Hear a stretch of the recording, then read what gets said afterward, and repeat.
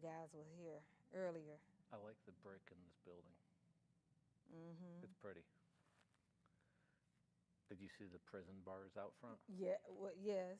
She gave me a virtual tour before. Yeah. Because one time she was in there, and I was like, okay, I know you say it's nice, but it seems like you are kidnapped.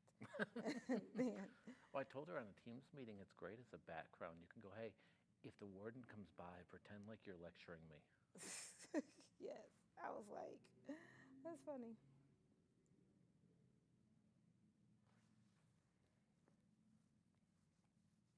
Hey, can you hear us okay? They must not have us on.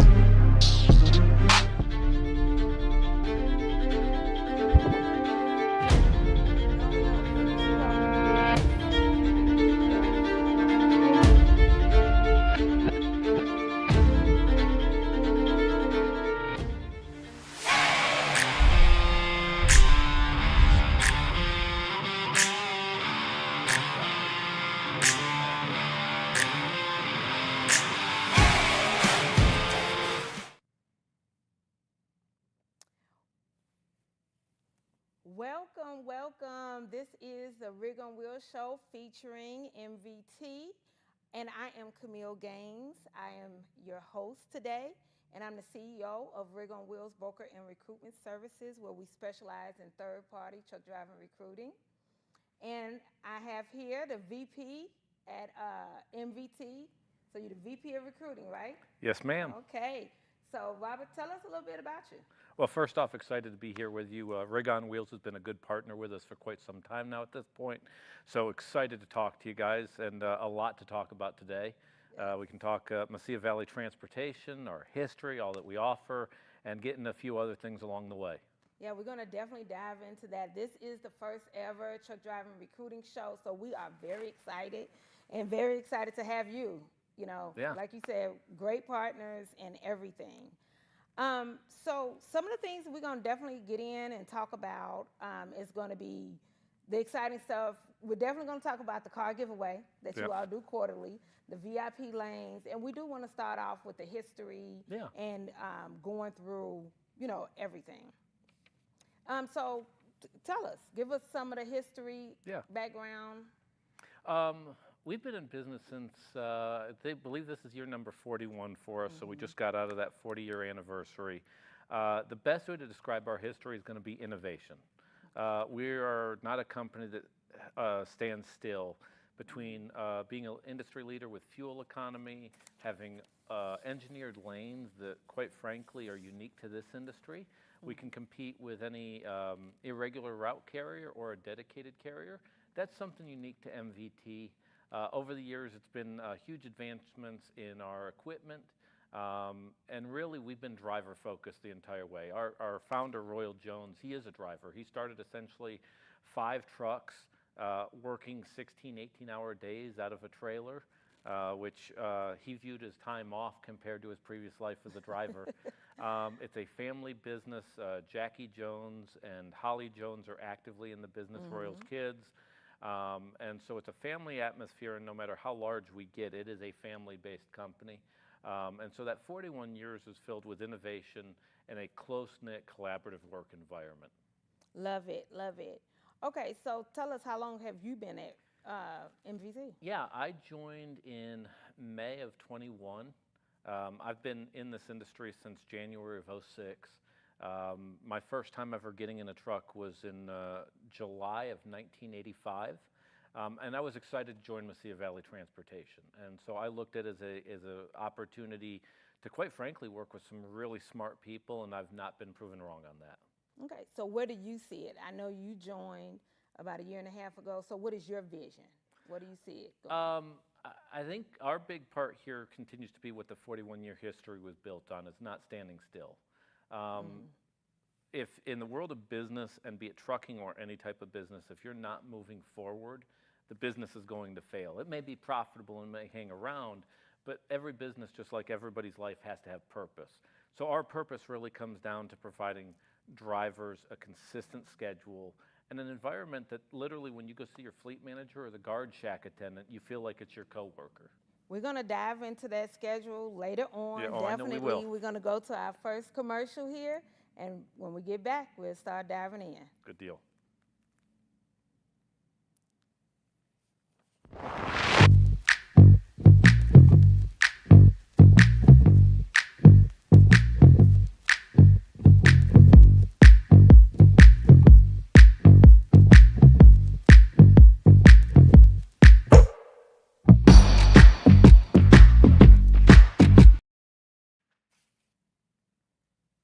Okay, so I know I want to talk about this car giveaway, because that's a bit different, right? Yes. But I do want to talk about things that set MVT apart from other carriers, but definitely, so let's talk about the car giveaway. Yeah. So there's two ways in this industry you can save money. Once you bought the equipment, once you bought everything else, you can either try and save money by driver's pay being low, which we are not going to do. So the other thing that you can do is really get it in fuel economy savings, saving on fuel. That is the biggest expense where, as a company, you can save money. And ultimately, it's why over the last 18 months, we had 18 different pay increases that we gave to driver. That came in the form of fuel savings. That's the biggest thing we do to save money. So in this industry, the average fleet runs at about 6.5 miles a gallon. That's considered good. It depends which niche of the industry you're in. We average generally about 9 to 9.5 miles a gallon.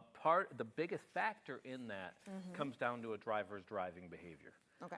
By far, and we look at everything in very granular detail, but a driver's ability to manage how they operate that truck ultimately brings in the most savings, and we want to reward that. So every quarter, whoever gets the best fuel economy gets a brand new car. Last quarter, we gave it to a gentleman named Robert Sandoval, been with the company a long time, one of the nicest people you'll ever meet and a true professional on the road. And then additionally, over the course of a year, whoever leads for the year gets a $25,000 bonus. Our drivers are very competitive about it.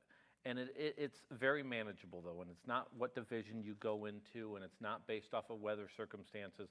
It is definitely about driver behavior. So it's pre-planning and knowing when you're going to go on your trip and understanding when there's traffic issues or weather issues and just being cognizant of that. The other part of the equation is it's how many times you stop the truck. Just like when we drive a car, if you are constantly stopping every 30 minutes, that deceleration and acceleration eats that fuel economy quickly. And it's something our fleet managers work with our drivers on. So if a driver's not necessarily in that top 10% of drivers in terms of fuel economy, the fleet manager and the safety department and a number of other people are willing to help that person reach that goal, because we all win in that situation. I'm glad you said that, because it's a lot of carriers that'll say we give fuel bonuses, but they're not really doing anything to help the fuel bonus, and it sometimes can be unfair to the driver. Yep. Right? Yeah, we track it very closely, not just between the driver, but as well as the truck. So if a driver comes and says, I'm doing all these steps and it's not making a difference, we'll look at the truck and we'll switch out trucks. It gets into a relationship that we have with Penske for the trucks. All that stuff is managed very closely, and the advantage for the driver is, look, you can have 100 brand new trucks come off the line, and in that 100 new trucks, there's going to be a lemon. Everyone's susceptible to it. The question is when the company gets a lemon, do they adapt and adjust and get rid of the lemon so that you can be successful? Yeah, absolutely. So that's what I was about to say, because MVT's equipment is really nice. Yeah, the Blue Beast. Yes. So let's talk about the equipment. Yeah, so we work with a company called Penske. Penske has all of our internationals. They're generally going to be 3 years or newer. The average age of the truck is about 1.5 years, which, considering we're not a traditional 48-state carrier, we're more of a regional player, is a very good age on the truck, because normally you're going to see trucks from a regional carrier of about 3 to 4 years old, so there's a lot of opportunity there. Through Penske will manage the maintenance on the truck. If you're going down the road and you run into an issue, Penske will come to you and fix it. They have contractual obligations to get that truck fixed. And so you have a partner on the road above and beyond just MVT. Penske has a fiduciary interest in your success on the road. Yes, because they don't want to have to keep coming out there servicing their trucks, and then of course it messes up the partnership. That's for sure. So when it comes to what else, I guess I should say, that sets you apart? I'm going to say it's our engineered lanes. Okay. So everybody wants to make money, and that's important, and I don't discount that. But the other part that we found, most drivers want a schedule. They want to know when they can predictably expect to be home, and in that schedule, they want some predictability of their pay. That's where the engineered lane part comes into play, and that's a big deal for a lot of drivers. It's not necessarily always a Monday through Friday, 8 to 5, but that predictability of, hey, honey, in 3 days, I'm going to be home. Knowing that's an advantageous thing for a driver because they get to have a life outside the truck. And so those engineered lanes really, quite frankly, are more competitive than a dedicated account. With dedicated, if you don't like the customer that you're working for, that's the job. Where if you're on a division that has 18 different customers and you don't like the customer, we want to know why. But with that said, you also have 17 other customers, so you have consistency, you have great equipment, you know when you're getting home, and you're going to like the customers that we have as well, because we've been with them for decades at this point. And that'll definitely help with driver retention. It does. It makes a significant difference. Yes, because that is the one complaint is about home time. Not pay when it comes to drivers. It's home time. They want to know when can they get home. They want some type of work-life balance and everything. So most definitely. So when we come back, we're going to talk a little bit about things that help a driver stay in the industry, go into a book, and then we'll get into the different lanes that MVT has. Lo que me gusta de MVT es que tiene buenos viajes, buenos camiones y muy buenas millas. Mi comunicación con el despacho es muy buena y todo eso, y siempre están a la orden del día. ¿Qué pienso del equipo de los camiones? Pues que están muy bien y les dan sus mantenimientos, sus PO y todo lo demás, alineación y balanceo, todo, cambio de llantas y excelente servicio. La compañía cada trimestre regala un auto para sus operadores. Me motiva pues a crecer más como persona y pues, para dar el 100, como dicen, para la compañía.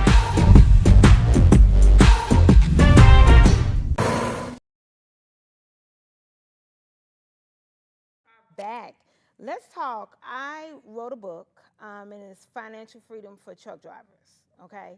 Because one of the largest things that I noticed over the last 13 years is when drivers are on the road, whether they're regional or over the road, it's about maintaining a budget.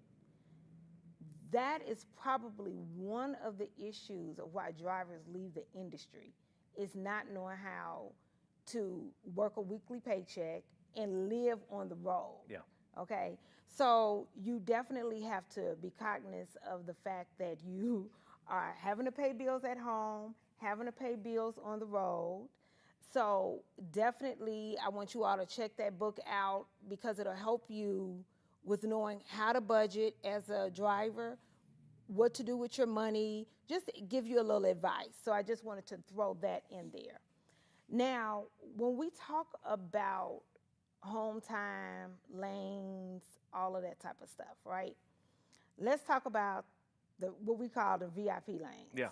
Okay, so which one you want to talk about first? Well, let's go with the division that we call Division 110.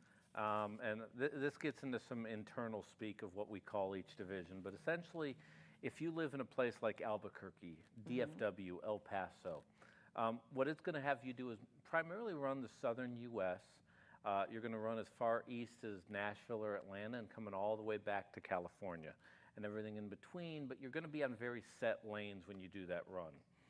And it gets into a very important part that you brought up with budgeting. The nice thing when you do these lanes over and over again, you also figure out where deals are. Our trucks are set up so that somebody could budget. So on that lane, you're going to get home every week. You're going to be, instead of a regional truck with a 56-inch sleeper berth, you're going to have a 71-inch sleeper berth. In that truck, you're going to have cables all set up and plugs all set up so you can bring your refrigerator with you. Go ahead and bring some food with you instead of eating at the truck stop constantly. but you're also going to have consistent pay. So that run's going to have somebody at about $16 to $17.50 a week in and week out. And that's the big part of that. And so again, if you're in Albuquerque or DFW or El Paso, you're running very attractive running lanes. You're dealing on that account with about on that lane with about 12, 15 customers that you're going to see pretty routinely. It is very consistent, beautiful length of haul, very scenic, and from a fuel economy standpoint, getting into that MPG bonus, it's also one of those lanes that you're more prone to hit that on as well. And I want to let you guys know, drivers really like that lane because it is a scenic route, so they're able to see things. You know when you're going to get home, and then your pay is pretty generous. So you're talking about over $1,600 a week. You have a great opportunity to win the car. Yep. When we're talking about giving away the car on a regional basis. But the biggest thing, you know when you're going to get home. Yep. Okay. Yeah, and I think it's important to mention, we try to pre-plan about 2 to 3 days in advance. And this is why being on time for our drivers is so important, because when you're not on time, technically impacts the next 3 loads. But the advantage of that is you're going to know when that home time's coming. So if you're on time for this load, and this load, your next movement's to home, and you know when that point's coming. So if you have a significant other at home that, hey, we have the anniversary planned or Timmy's birthday party, you can confidently say, I'm going to be there for that. And how often would you say the drivers don't? Because it's trucking. Yeah. Anything can happen, right? I always say the giraffe can fall out the moon. I say all type of crazy stuff. Yeah. Because it's trucking. How often do you see that not happen? Not often, but there's 3 things that would make that take place. Okay. The first one's on the driver's end, being on time. If for whatever reason you don't start on time or pick up that load on time, there's that domino effect that takes place. Second part's always going to be weather, and we don't want you to drive in unpredictable conditions. So if you're in gale force winds or on 110, you're not going to see snow very often, again, why it's attractive. But with that said, weather can definitely impact, and that's going to happen 2-3 times a year. Even in that running lane, you're going to get impacted 2 to 3 times a year by weather. The other factor on that, and that again goes into the relationship we have with Penske, comes down to equipment. With the best truck, something could potentially happen. That's where Penske also acts as an insurance plan for us. They have to get to you quickly. Again, it's very expensive for them if they don't. And so those 3 factors will impact that. So over the course of a 12-month period, that realistically may be 5 to 6 times. Half of those are on the driver's end and can be controlled on their end. The other half are on our end, excluding the weather, and we're going to do everything we can to control that. Perfect. Let's talk about the other VIP lane. We have Division 400, and this is a favorite for a lot of our folks that live out of the Nashville market. When I say go to the Northeast, we do not go to New York City. We will never. If you see one of our trucks in the 5 boroughs, it's been stolen. Call the cops. With that said, our version of the Northeast is we may go someplace up north like Ithaca, New York, or Rochester, or Harrisburg, Pennsylvania, or something like that. So we're taking freight out of places like Memphis, Nashville, and going to the Northeast, our version of the Northeast. We cut out New England, and we come right back on that end. That's a job where a driver can expect to see $90,000+ a year. Again, with all of our lanes, it's all no touch. There's no endorsements needed, so there's no hazmat endorsements, no doubles, no triples. You're not a lumper. You are a professional driver. What you do behind that wheel and interacting with our customer is your value proposition to us. So we're not going to ask you to do anything outside that. And when you go up into that part of the country, these are customers we have a long-standing relationship. They're excited to see an MVT truck pull into their yard. Yeah. And so at about $90,000 a year, there's also some bonuses. So if you ever work on the weekends, you'll see some kickers there, as well as a safety and production bonus of about 5 cents a mile that gets added onto that. So it's very profitable from a driver standpoint, especially if they execute well.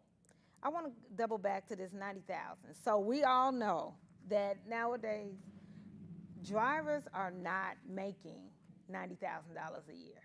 Okay, so the fact that this lane, that is what they're bringing in. Tell me about when they're not bringing that. What happens? Yeah, generally, if that doesn't happen, there's a couple contributing factors. We want to get you home often. You're normally going to be home for a full 48 hours. When someone starts going into that 72-hour range where they can't leave the house, and that's a repeat offense, that hinders a lot of drivers. You see a lot of drivers in this industry get into lease purchase. And the first time I ever hear a driver say lease purchase and go, now I can control my own home time. I shudder a little bit. There are exceptions, and I've met those exceptions. But this is about moving freight. You got to move freight. And so if you get into this industry and all you can think about is being at home, this industry is going to be very hard to make it. Be it with Mesilla Valley Transportation or with XYZ Trucking, you're going to have a hard time making it in this industry. The second part of that equation is, of the million things you can do in trucking, if your list of the things you're willing to do is 4, you're not going to make a lot of money in this industry. So if you go, well, I don't do this, I don't do this, I don't do this, you start running out of things that you're able to do. Absolutely. And so that's where we work collaboratively together on this for your success. And it gets down to having a very honest conversation with your recruiter. And you know this on Rig on Wheels portion of this, is have that initial conversation be very honest. If there's certain things that are a big deal to you, say it on that very first conversation. Absolutely. Don't wait till you get to a driver orientation to have that conversation, or 2 weeks into the job. Yes, have absolutely. that conversation with the recruiter at the very beginning so that we can look at that stuff. Often there's been, over the course of my time in this industry, there's been a number of times where I've had a conversation with a driver and go, we're not the right fit for you. I'm sorry, but let me look at some other options for you, because at the end of the day, I want to help who I'm talking to. It may not be with MVT, and it may be passing a lead on to you and going, do you have somebody for them? Or it may be going, you know, I think you're looking for local, and I don't have local. It's having that honest conversation in the very first phone call that you have. I agree with that, and when we come back, we're going to really dive into that, because as a recruiter, that's definitely something I want to horn in on. Yep.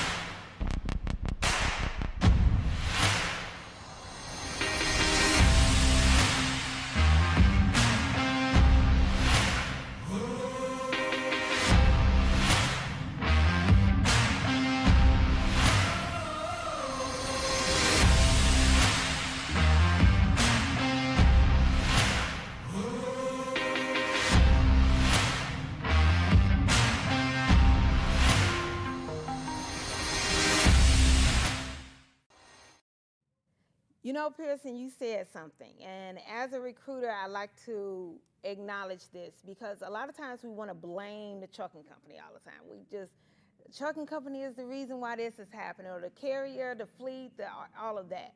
However, the truth is about communication. Yep. If we just know how to communicate, right? So, coming from a trucking family, been doing this for 13 years, all of that good stuff. The drivers that tend to have a better experience are the ones that communicate the best on the first phone call. Yep. Being totally honest, letting us know what is going on, what it is you want. Now, to be honest with you, if you're a driver that expects to get home between this time and this time, all the time, a 9 to 5, that's not trucking, it's not for you. Yeah. Period. So if you're a new driver, I say that this isn't for you. If you're a seasoned driver, your time might be up and it's time for you to do something else. Or if you're still in between, be very realistic when you come into this industry, because for none of us, even behind a desk, it's not a 9 to 5 at all. Yep. You know, I ask my kids, I'm up at 2 in the morning working almost every day. Yeah. So we want the drivers to have the best experience when they come to MVT. Yep. That's very important. I'm really big on not only keeping the drivers at the trucking company, but keeping them in the industry. So supporting them as best as possible. So with the lanes, can you think of any lane that's in your head that would probably support a driver that needs to get home more than weekly? We have a division that's sometimes open, and I say this because we're very careful not to overhire for a specific division. We have a division where essentially you'd be home half the year. We call it Division 300. If you live out of Dallas, Fort Worth, and Albuquerque, you're essentially going to run the lane, do that loop. You're going to go Dallas, Fort Worth, Denver, Albuquerque, El Paso, up to Denver again. And when you get there, you're going to step out of the truck, someone else is going to get into the truck, and you're going to go on. So you're going to be on the road for 3.5 days to 4 days, off the road for 3.5 to 4 days. The caveat to that is there's also a sacrifice in that. The home time's great. You are going to be home, and each loop's going to pay you about $1,260. It will limit what you can make, but that's the other thing is a lot of drivers go, that ability to only work half the year is very valuable. And so it's that trade-off. And just like anything in trucking, there's trade-offs. There's certain jobs in the world of trucking where you could be an owner-operator making $400,000 a year. You have to ask yourself, what do I need to do that? Well, I'm going to have to buy a truck that's $160,000. I'm going to have to get most likely a Schnabel or a Blade trailer that's about $300,000. So yes, you can make that. You can move household furniture and physically unload houses, and you can make $300,000 a year doing that while your back holds up. On the flip side of it, you may go, you know what? Being home and family is more important. Both those people have very unique wants and needs, but it's that honest discussion of, do I want this, or do I want this, or do I want something in between? And so that's where that conversation with the recruiter comes into it, and an honest discussion of, what do I want from my career? And it's okay to have that honest discussion. I have family members that have been trucking. I had a grandfather that had been in trucking for 50 plus years. I had a couple uncles that got into trucking. All three of them wanted something different out of their career, and so it came into that discussion of what they wanted to do. So in our particular world, if it's home time and that's the biggest thing and I want to be home as often as I possibly can, but I still need to make some money, 300 is a great division. There's other folks that I have a division, like if you live out of Phoenix right now, called 220, where you could make over $100,000 a year as a company driver and never touch any freight with no endorsements. The caveat to that is you got to run the mountains. You're running the western 11 states, and it takes a lot of patience. It takes dealing with much more weather than the 110 we talked about. And so it comes into that conversation, what do I want out of my career? Now that's the part that gets me excited at MVT. I really have a lot of different opportunities. We have some that theoretically want to work only half the year. We have others that, you know what, give me the hardest job. I like the idea of making 6 figures and not having to handle freight. And that gets into that conversation with the recruiter. And normally in a situation like that, one of the things that the recruiter is normally going to do is tell me about you. And they're not asking, do you like to walk on the beach and have candlelit dinners? They're really saying, what are your goals? What are your objectives here? And if you have that honest conversation of, I like doing this, I don't like doing that as much, but if it pays well, I'll look for it. That recruiter generally, if that recruiter's honest with you, is going to guide you through that process. Yeah, definitely. And even though the one that you were talking about was 3.5 on, 3.5 off, other carriers, and I say this because we recruit for over 50 carriers. So generally when you have a driver that's home that often, they're not making over $1,200. The rest of the conversation is very much like you said. It is going to limit your pay. You're going to be able to get home. You'll be home half of the year. It's a lot of times for somebody that has kids and they need to be home or want to be semi-retired. But the fact that you can still make $1,200 a week. Or every loop. Okay, every loop. That's pretty. It's an attractive job, and it's why we limit what we hire on it. Theoretically, I could open the doors and probably bring in 20, 30 people next week for that. That would not be fair. It would not be fair to the customer. It wouldn't be fair to the driver. So that gets into the other part. We're very careful to match up the driver count that we have with the freight that we have. And given the current environment of what freight's doing in our industry, that becomes very important here. Most companies that have open trucks will just keep on putting the pedal to the metal and keep on hiring. We are very careful about making sure that if you're going into a job, we're going to be able to support that. Okay, cool. When we come back, we're going to talk about basically what kind of driver MVT is looking for. Great.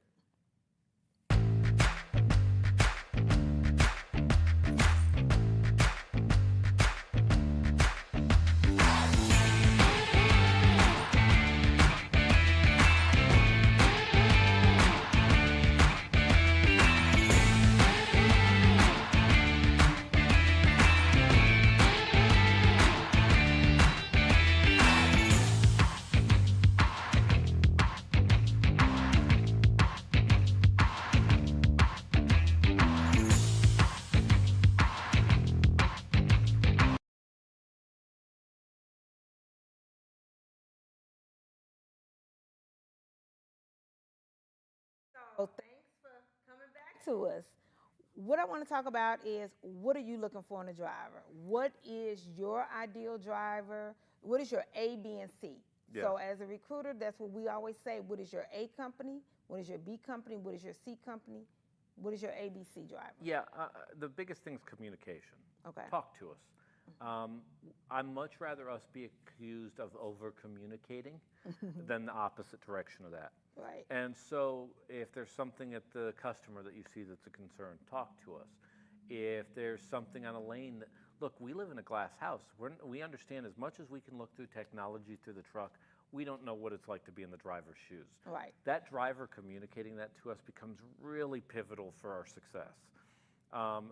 Driver intel on the road is probably one of the leading indicators of, are we winning or are we losing? Yeah. So that driver's ability to communicate good, bad, or indifferent to us becomes really important. That's the number one thing.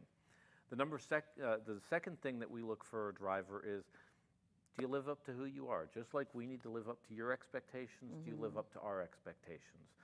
And so in a world where freight is down and it's extremely competitive for freight right now, which we go through these cycles in this industry, we are literally going to survive based off of our ability to serve our customer base. If you're an asset to that, I want to work with you and I want you to be my coworker, and we're going to go full bore into this thing together. If that's something that you go, you know, I'm not feeling it today, I might show up, I might not show up, you've taken away your value proposition as a truck driver. Your value proposition is the predictability of you doing your job. That's something we try to avoid. And just like every other driver, you're relying on the other driver that you're a coworker with. So you could be the world's best driver, but if the guy next to you is not, you're going to pay the consequence for that. The third part of that, or as the C as you put it, really comes down to living in the right location. So I can't necessarily hire somebody that lives in Pocatello, Idaho. Not really an advantage to me. No. But on the flip side, if you live in a market like El Paso, Dallas-Fort Worth, Houston, Albuquerque, Nashville, Memphis, Jacksonville, these are markets that are very advantageous to us, where I have freight opportunities, and you live in a spot that literally, we got a customer right outside your door. Okay. So what is your absolutely no, and I'm not trying to get in a gray area with you, but what is your no? Kameel, Rig on Wheels, do not send us this driver.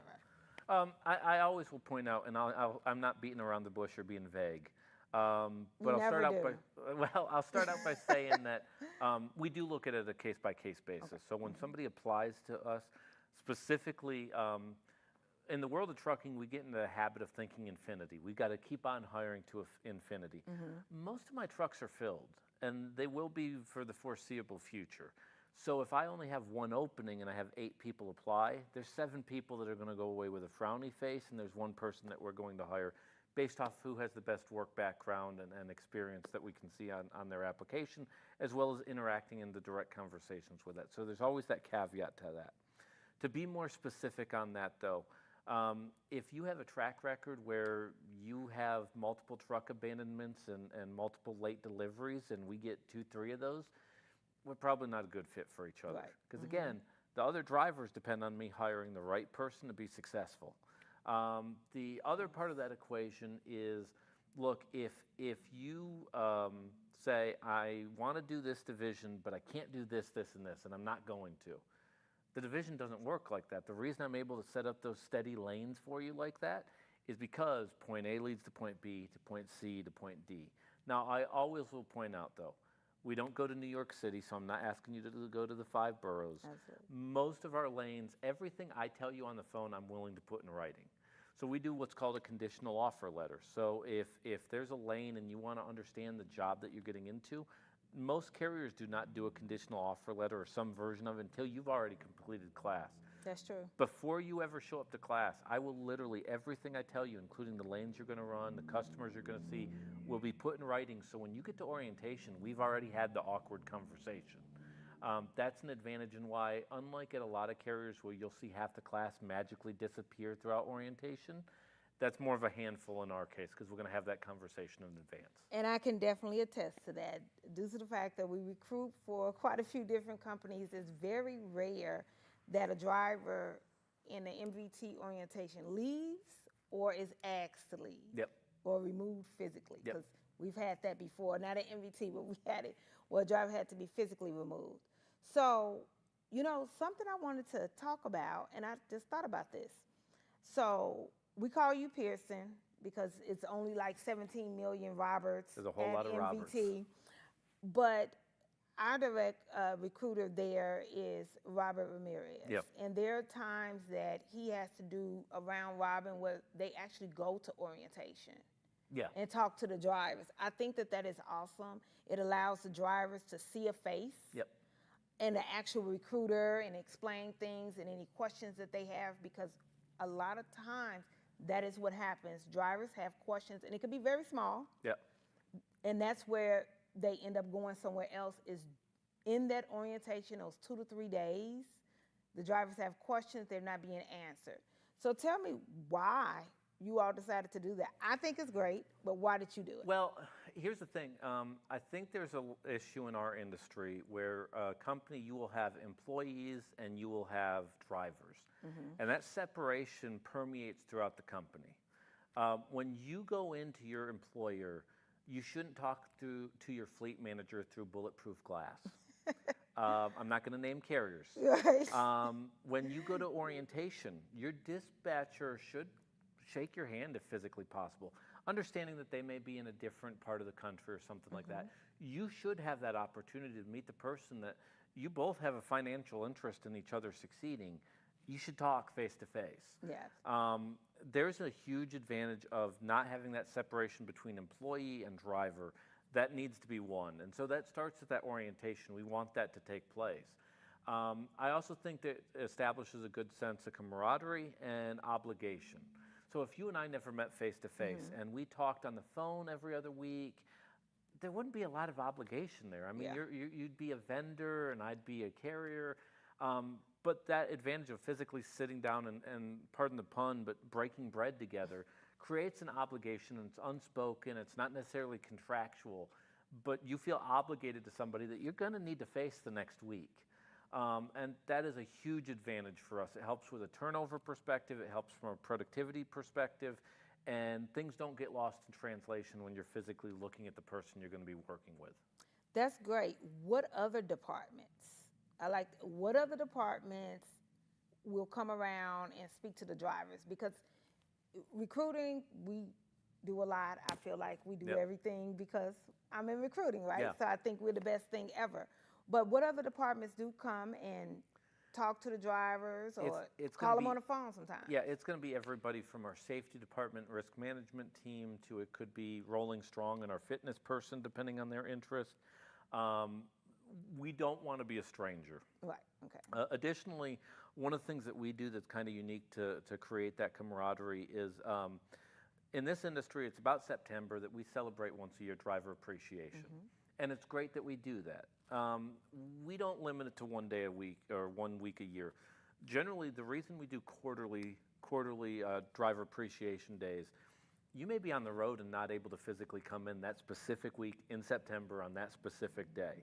So the reason that we do that in Denver, El Paso, Laredo, and Nashville every single quarter is because we want that chance to happen. Royal Jones is physically at the driver appreciation. There's numerous people that go off-site to every terminal to make sure there's coverage on that. We want that opportunity. So when that comes up once a quarter, I've been in Nashville, Denver, Laredo. I want that chance. So if I didn't meet you in orientation, I still want that opportunity to. In particular, I want us from a recruiting standpoint to be held accountable too. So if there was something about the job and you've been with us for 6 months, but there's something about the job that's been eating at you because it's not what was described to you, I want to know about that. Because if we can't make your experience good on the onboarding phase, I can at least take your advice and make it better for the next guy that comes around. So what ongoing support do you give the drivers? Because I know generally the requirements start at 6 months. Yeah. Right? So we know that a 6-month driver is going to need a different support than the 24-month, than the 5-year, and going on. Yeah. So what ongoing support? I know it doesn't have to be an everyday thing, nor does every driver want that. But what ongoing support do you have Well, for them? it's going to be customized to the driver because there's a lot of things that can influence what a driver needs versus another driver.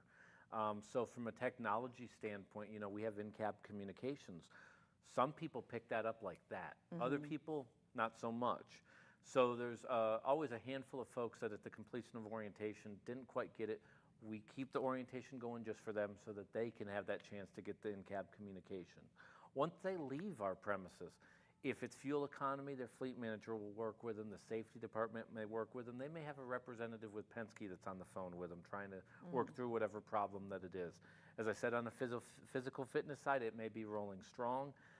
Every driver, and this is the thing, I don't care if you're in the same division, if you have the same experience level, you have to have a customized fit. That's where we get into that not having that separation, is you really have to have a one-on-one relationship. So in a world where a fleet manager could have as many as 80 drivers on their board, we have a couple divisions where that would be plausible, but most of the time you see we're at about half that, at about 40 drivers on a fleet manager's board.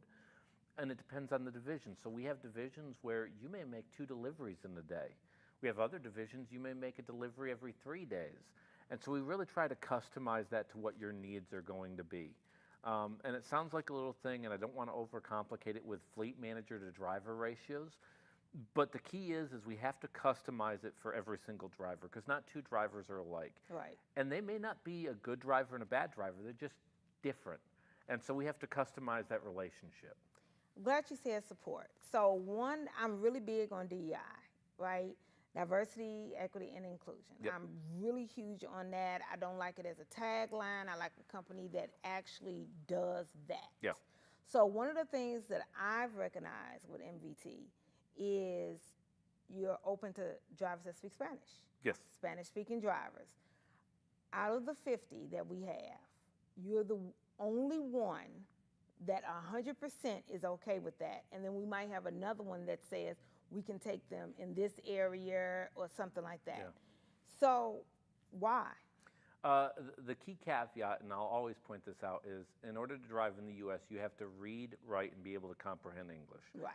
And that's the advantage of the first recruiting calls. I really don't need to ask you a qualifying question. If you can conduct that first call in detail in English, we're good. Most of my recruiters are fluent in Spanish. Yes. Some in Lithuanian and a couple other languages, but most are fluent in Spanish. The other part of that equation, though, is, look, we're based in El Paso, Texas. Most people, I would say, in El Paso are probably bilingual to some extent, or speak what's most commonly described as Spanglish. Right. With that said, that ability to speak it becomes very important. And if your native tongue or the language you're most comfortable with is Spanish, if you can meet the DOT requirements, we will have a fleet manager that speaks Spanish. It would be very I'm not saying impossible, but it would be a difficult position to be a dispatcher / fleet manager in El Paso and not speak Spanish. No, but that's great. That is probably one of the main reasons why a lot of the other carriers are not as open to it, because they don't have the support in-house to be able to help a driver. But I think that's important. Yeah, and here's the thing, that diversity makes our company stronger. Yes. I'm a big believer, and I think I speak for the company on this, is the more ideas and concepts and views that you have, the better off you're going to be as a company. And I don't think that's just in trucking. I think that's a lot of company, all the way. If you have a company that has more than one person, you kind of need that. I have biases, you have biases, and so if you can complement yourself with people around you that think differently, a lot of times you're able to solve a problem more effectively. If you look at our driver base, if you look at our company as a whole, we are extremely diverse. And when we say diversity, most people think race, but I look at that as age, I look at that as ideas, life experiences. That diversity is probably one of our strong suits on our fleet. It's probably why we have no CSA categories above threshold from a metric standpoint. It's why we honestly are in a pretty diversified list of customers, because we're represented by those folks standing in front of their guard shack at a warehouse someplace or a shipping facility. And it's really why, if you look and say, hey, picture in your head the stereotypical MVT driver, you can't, because it technically can fit into a lot of different buckets. Okay, when we come back, I am definitely going to tap back into that, and we're going to go to our next commercial.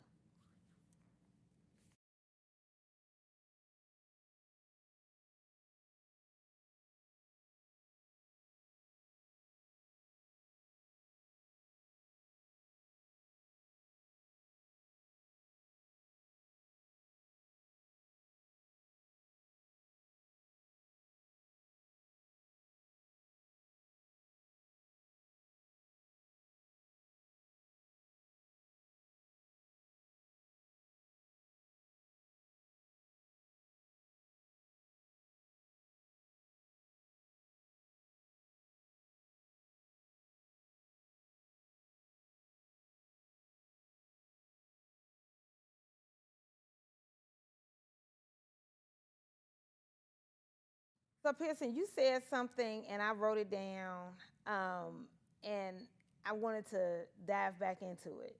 Diversity makes every company stronger. Yeah. You know, because it's not just based on races, your background, education, age, all of that type of stuff.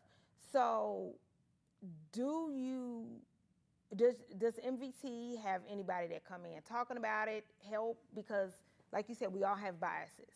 Yeah. It can be age, everything. You know, I can feel a certain type of way because my kids range from the age of 23 all the way down to 17, right? So I might have a bias when it comes to young people, good and bad, all at the same time.